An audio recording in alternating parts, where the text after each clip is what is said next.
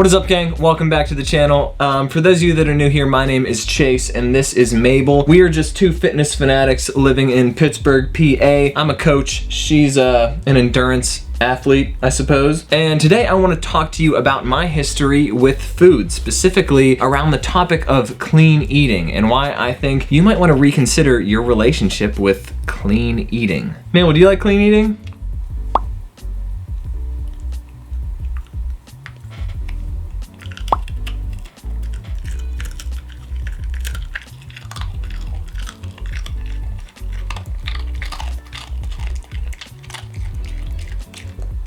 You see, Mabel is not a clean eater. She gets food everywhere, and that's why she needs to go. It's all good, bud. Go sit. All right, we are swapping out the dog for the whiteboard. This is a type of video that I'm gonna start creating where I use this highly scientific whiteboard to explain in-depth topics and really break them down for you so that you can get the facts. Well, actually, I'm not gonna get too deep into the science. This is all just kind of pictures. And yes, I drew these pictures myself. You can see that I am quite the artist. So we'll get into this in just a moment. But first, let me just open up to you about clean eating. For some reason, in high school, I just fell in love with food documentaries, and I followed a diet that I comically coined documentarian, where I would eat in a line with whatever the latest documentary told me I should be doing. Whether that means vegetarian, or even vegan, or keto, or paleo, or whatever the diet of the week was, whatever the flavor of the week was, that's what I was trying, that's what I was subscribing to. I thought that these diets were magic. I thought that they were somehow making me better than everybody else. I thought that they were doing these micro biochemical things to my body that I couldn't quite explain and couldn't pin my finger down, and I didn't realize what was actually happening behind the scenes. For some reason, I thought that it was okay to be vegan one year and keto the next year, and both of those worked, and I never really scratched my head and wondered why. We're gonna dissect in further detail why some of these dieting styles worked and didn't work on this whiteboard here in a minute. But before we get into that, I wanna show you just pictures of my body composition. So these first photos are the before and afters from when I did 100 burpees a day every day for 30 days. That was in summer of 2019. And in these photos, I'm following a diet that is much more strict than the diet that I'm on now. Like, I kinda had a list of foods that were on and off limits. I was kind of the person that whenever we went out to eat, people had to check with me to see if the venue was okay. You know, if we were going to an Italian place, it's like, oh, can Chase go? Does Chase eat carbs? Will he be all right here? Or if we were going to like a wing place, it's like, does Chase eat meat? I feel kind of like an asshole that people would base their meal decisions around me. But it's just funny that I was not as fit as I am now, but I was so much more restrictive simply because I didn't understand what was happening. Hello. Hey, Abby, what's up? Not much, what's up? I might swing by Einstein's and get a bagel. Do you want anything? Oh yeah, I'll have a bagel. What do you need? Can you get me an everything bagel and an egel? So you can put it on your everything bagel? Yes. Okay, sounds good. I can do that. Get me a bagel and put an egel in it. I can put an egel in your bagel. Lego my egel. Yeah, buddy. Alright, thanks. I'll see you soon, babe. Alright, love you. Love you too. Bye. Alright, bye. That kind of thing, right there. I swear I did not plan this, but that's something that wouldn't have happened during the summer of 2019. I was a much more restrictive eater, and now I've opened up my parameters and things are looking a lot better. So I'll show you some progress photos over the years. So here is spring of 2020. I'm starting to get my act together, starting to eat and train correctly. Here is summer of 2020. You know, wanted to get my abs showing. And in these last set of photos here, this is after a couple months of lean bulking, where I've really been using my understanding of calories and macronutrients to gain weight in the right ways. No, I haven't been eating some sort of magical list of muscle building foods. I haven't been eating some magical list of fat burning foods. No Harry Potter works of magic have played into me achieving a body that I'm more happy with than ever before. Let's get into it. Let's dissect what the hell is going on. I got 4 points that I'm gonna break down for you. These aren't the only 4 points you need to understand about clean eating, but these these are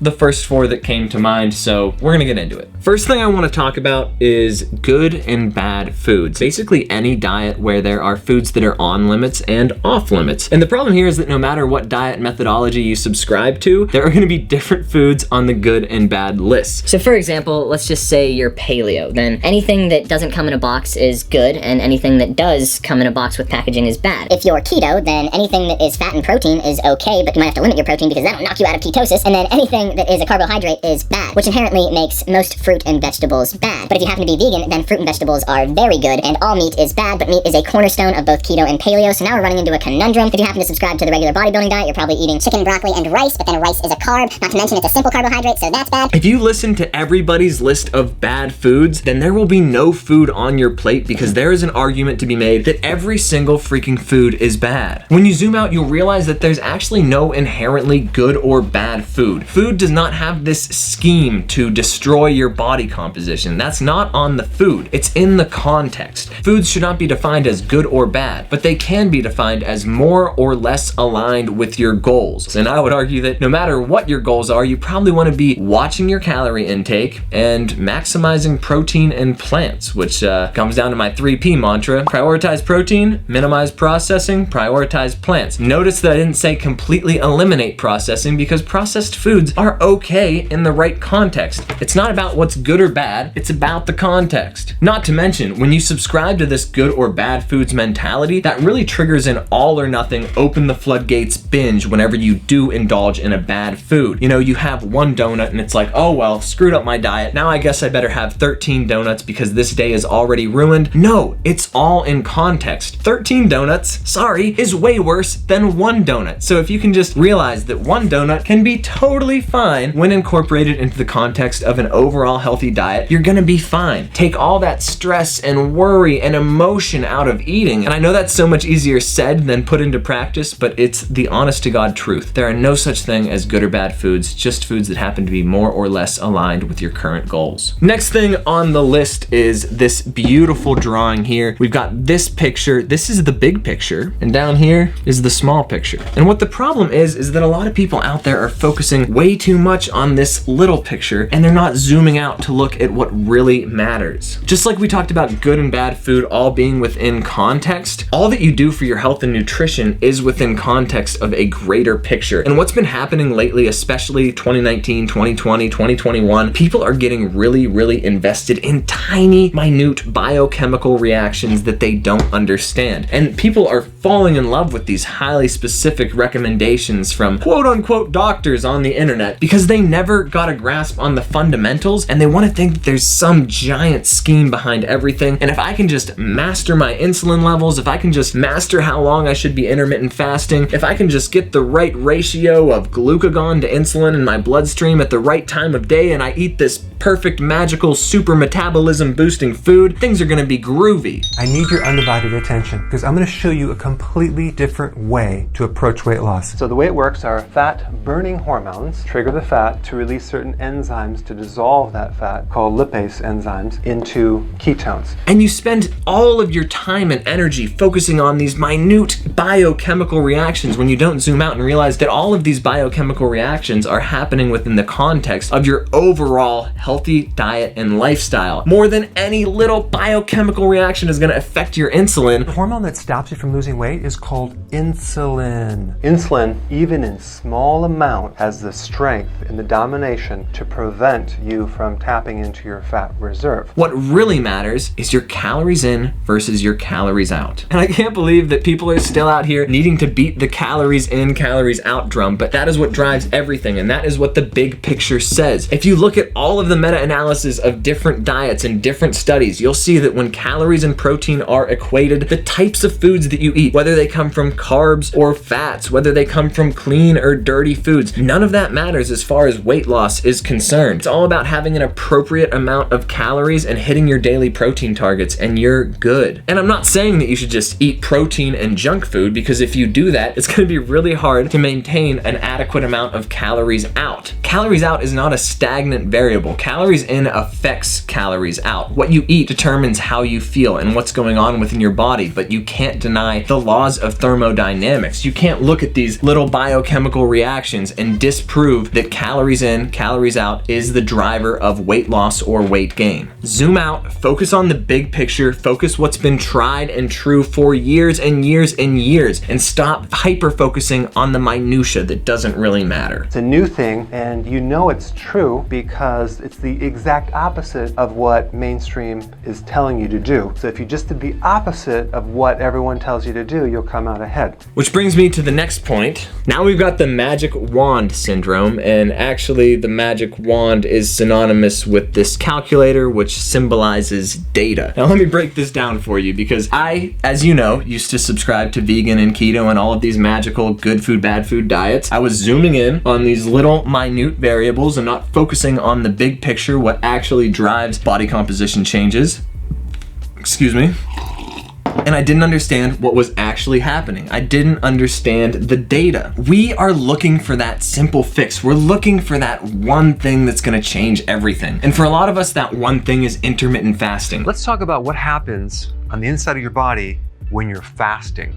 I swear I intermittent fasted for 2 years, thinking that I was going into some magical variation of ketosis and thinking that I was burning fat for fuel, which I was, but I would have been burning fat for fuel anyway if I was just in a calorie deficit. If you're eating more fat, you're gonna be burning more fat. If you're eating more carbs, you're gonna be burning more carbs. If you're going for long periods of time without eating, you're gonna burn through your carbs and then you're gonna burn through your fat. You're getting behind the wheel of a car. You're filling up at a red gas station that sells fat gas. If you fill up on a bunch of fat gas, you're gonna burn more fat gas. If you fill up on a bunch of carb gas, you're gonna burn more carb gas. If you fill up on both, you're gonna burn through one, and when you run out of one, you're gonna burn through the next one. You have to make insulin, or so we say sugar, 0 before you can burn fat. There's nothing magic about keto. There's nothing magic about intermittent fasting. There's nothing magic about eating tons of carbs and carb loading and backloading and all of this crazy little things that you can focus on that seem like magic because they work. But at the end of the day, all they're helping you do is regulate your calories and probably eat enough protein. When calories and protein are equated, these little subtle differences between macronutrients, between clean and dirty foods do not matter. It's all just data. And this is such a profound thing to really understand, that you have the power. You have the ability to adjust the data. You can increase calories in and gain muscle mass because your protein's in check and you're not in too much of a surplus. You can decrease calories in and lose weight. You can lose body fat because you're keeping your protein in check. You're keeping an eye on the data. You don't need to rely on magic and little biochemical reactions to make the changes that you want to make. You have the power. It's all in the data, and you need to look at it as just data. Don't freak out. The calories themselves are not inherently good or bad. You don't need to be afraid of calories. You just need to look at them like numbers. If you're tracking your weight along this journey, if you're stepping on a scale every day, the scale is just data. Do not freak out. The number on a stupid scale does not define you. It is just a measure tracking your trajectory towards where you want to go. A random spike on the scale does not mean that you are worthless, and a random dip on the scale does not mean that you are Jesus Christ. There's no acts of God happening here. There is no magic happening here. It is all just data, and you have the ability to manipulate that data. And don't let any crazy scientist out there on the internet convince you otherwise. You have the power. It's not magic. Stop searching for an answer that doesn't exist. And this is what I found. Here it is.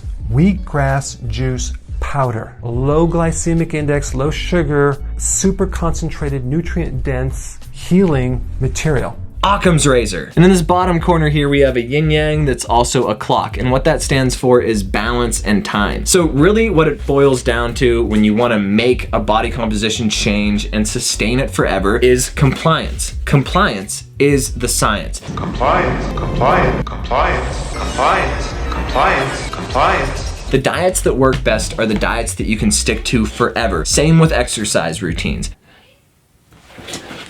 Sorry, we're upstairs. She's up here with me. Thank you. All right, my fiance's home with bagels. I gotta get out of here. As I was saying, you and I both know that statistic that 95% of diets don't work. A lot of people lose weight and gain it back because they do things that they think are magic that are actually unsustainable. They're not looking back at the big picture. They think that there are good and bad foods. They go keto and they think that they're never gonna eat a tortilla chip again, and then Cinco de Mayo rolls around, throws them off track, and then their diet is just unsustainable. One day their fiance offers to bring them a bagel for lunch and they go off track. Now they're not keto anymore. What the hell are they? And if you are the rare kind of person who can see yourself not eating carbs again for the rest of your life, then maybe keto is totally fine. If you are the rare kind of person who will never eat a processed food again or never find the convenience of a granola bar handy to have on a hiking trip, then yeah, maybe paleo works for you. Maybe you never want to eat beans and legumes again. That's totally fine. And if you don't want to eat meat for ethical reasons and that fuels your vitality to stick on that vegan or vegetarian diet, then you're good. Just understand that at the end of the day, calories and protein are the driving factors that are going to contribute to you getting and maintaining a healthy body. It's not about just eating less calories, it's about eating the right amount of calories for you. It's not about eating more protein, it's about eating the right amount of protein for you. And then with carbs and fats, it's just about hitting your daily minimums to stay healthy. But having a grip on your calories and macronutrients is the bedrock of long-term success. If your diet works for you, it's because it helps you to moderate your calories and macronutrients in a way that is sustainable. So sustainable weight loss, muscle gain, any body composition change that is sustainable has a couple things in common. The people that make the changes practice some form of cognitive restraint, meaning they have some grip on the foods that are going into their bodies, meaning they just have routines around eating. Maybe that means eating a similar amount of meals every day that are a similar size with similar quantities of food. Maybe that means looking at your plate and prioritizing plants and protein, minimizing processed foods. Maybe that means intermittent fasting or cutting out entire food groups. Regularity, habits and routines, that's what you need to develop, not magic solutions. And then people that generally make long-term body composition changes also have regular exercise as a part of their life because that helps you get a control on calories out. When you build muscle mass, that actually increases your metabolic rate. So doing some resistance training will help you burn more calories. Doing some cardio training will actually burn calories during the cardio training. So having regular exercise is important. And also in this group of sustainable long-term change is just managing stress, which goes without saying because when your stress is high, you have way less willpower to dedicate to your food, your nutrition, and your training. So these are just a couple tips to help you make body composition changes and sustain them forever. I just want you to understand that behind this list of good and bad foods, behind this clean eating thing, behind all the magic is calories and macronutrients. Make sure that you're eating an appropriate amount of calories, hitting your daily protein target, and living a less stressful life. I don't want you guys out there worrying about food all the time. I don't want you to need to track your food all the time. I want you to develop habits and routines that allow you to live a sustainably healthy lifestyle forever. And in my humble opinion, creating a list that dictates certain foods as good or bad is not doing you any favors. So if you need help setting specific calorie and macronutrient targets, let me know in the comments below. I will definitely message you back and help you figure that out. I think that everybody can benefit from a short period of time of tracking your food intake so that you can really get a grip on this stuff and feel confident with it. And before I stop this recording, I will say that I've come into contact recently with somebody who works at YouTube, and he said a surprising amount of people who watch my videos are not subscribed to my channel. So if you got any value out of this video, I would honestly super appreciate if you could like and subscribe to the channel. That would be very, very cool and helpful. And if you don't want to, that's totally fine as well. Now, if you'll excuse me, I have a bagel to go eat. And is the bagel good or bad? I don't know. You decide. Oh, this you crazy mother.